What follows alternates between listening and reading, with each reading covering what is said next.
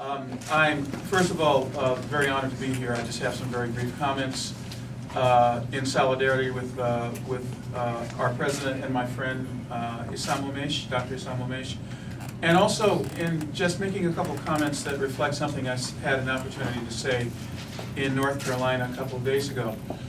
The nation in which we live has a very convoluted and precarious and difficult history for some of us. For some of us who are black or who are brown or who are working class, who are descendants of slaves or people who've had territory expropriated. And that difficulty, I think, is reflected in some of the attitudes that we hear when a respected leader in the peace community who has made numerous statements condemning violence and extremism and terrorism stands for the right of struggle for oppressed people in Palestine. He is then demonized, and his organization is demonized by those who would attempt to turn a majority of thinking Americans in a direction of xenophobia and Islamophobia. I cannot think of any one individual who's probably stood more consistently against the things that we stand against. Not only extremism and violence, but also racism and hatred and xenophobia than Esam Omeish.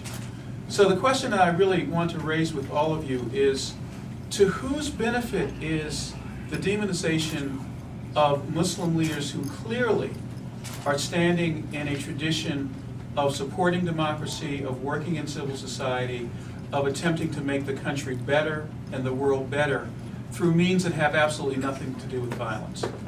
For whose benefit is the attack on the right, as we saw in Boston, Massachusetts, not very long ago, an attack on the right of Muslims to organize and form a religious community around a mosque?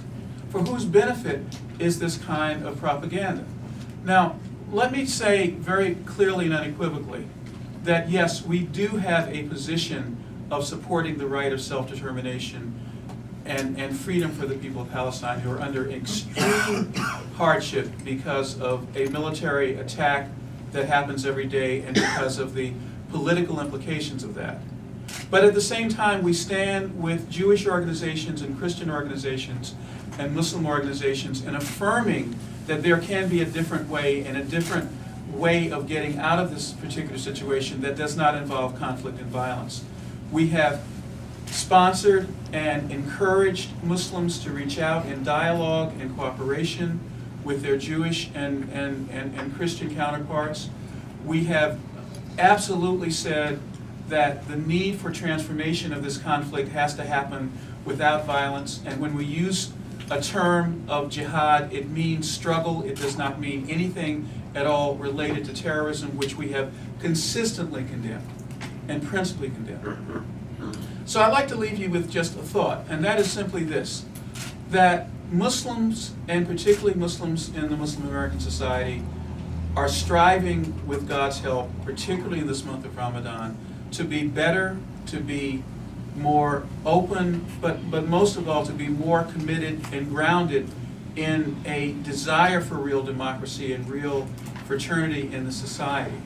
That we know that we have come out of difficult situations historically. We know that there are forces in the society that simply want to demonize Muslims and turn all of us into some caricature that is really unacceptable to us and hopefully to thinking people all over.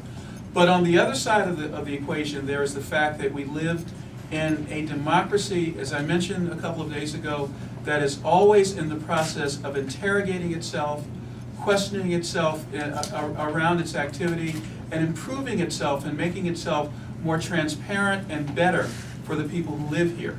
And we are on that side of the equation. We are struggling to make sure that as we do our work, as we do our outreach, as we do those things required in our faith, that we are not going to be dragged into the politics of division, either by ethnicity or nation of origin, and particularly by religion. So we stand with Islam today, but we also stand with all Muslims who are against these odds and against these outside forces attempting to make the world better, because Islam is part of the process of making it better, making it more peaceful, making it more just, making it more mutual.